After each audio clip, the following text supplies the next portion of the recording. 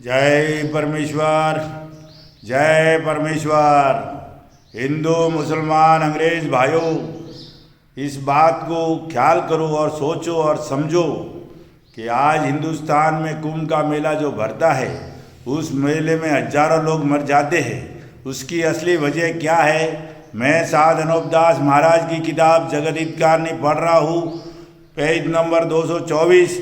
ज़रा उसके ऊपर ख्याल करना संसार के लोगों और हिंदू मुसलमान अंग्रेज भाइयों, उस बात पे ख्याल करना कि ये हिंदुस्तान के सौदागर बनिए किस तरह से लोगों को मारते हैं और कैसा विघन करते हैं। सो आप इस बात पे ज़रा ध्यान देना। किताब जगत हितकारिणी, तारीख 17 अप्रैल सन 1909, जावैसाख बुद्धि 12 संवत 1965। उस किताब का पेज संख्या 224 पढ़ता हूँ।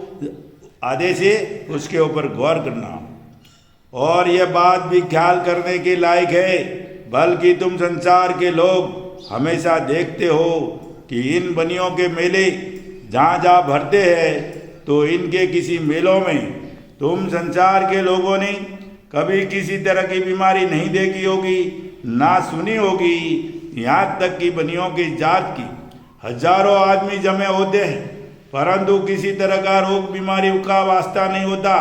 और बाकी हिंदू मुसलमानों के जिस कदर मेला और तीर्थ होते हैं, यानी हरिद्वार और काशी व प्रयाग और पुष्कर और द्वारका वगैरह, और अक्सर मेला घोड़ा ऊंट बैल वगैरह के बहुत जगह होते हैं। और मुसलमानों के मेला और तीर्थ अजमेर और मक्का वगैरह में बल्कि बहुत सी जगह होते हैं। और मुसलमानों के जो तीर्थ है, सो देख लो कि सब मेलों में ये बनिए महाजन बेईमान पाप करा करा के रोग बीमारी कर देते कि जिससे हजारों आदमी कच्ची उम्र में मेलों में मर जाते हैं। और ये बनिए ही जादू से मरी डाल के मार देते हैं और जादू से संसार को ये सुझाते हैं कि मुसलमानों में तो ये कहते हैं कि अजमेर या मक्का वगैरह में मर जावे तो ये कहते हैं कि उसके बहुत अच्छे भाग हैं। और हिंदू ये कहते हैं कि द्वारका और पुष्कर वगैरह में मर जावे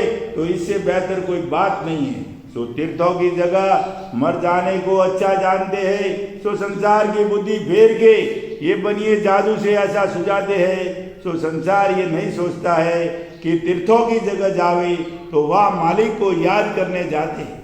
वहाँ पर बीमारी और रोग क्यों होना चाहिए? वहाँ तो सब तरह का चैन आराम होना चाहिए। बीमारी होवे तो भी दबे हो जानी चाहिए, क्योंकि मालिक के याद करने को जाते हैं। सो मालिक को तो कृपा और मेहरबानी रखता है, परंतु ये महाजन लोग संसार को कम करने के वास्ते जादू से रोग बीमारी करके मार देते हैं। अपना राज करने के वास्ते संसार को कम करते हैं और संसार में रोग बीमारी करते हैं और संसार को कम उम्र में मार देते हैं।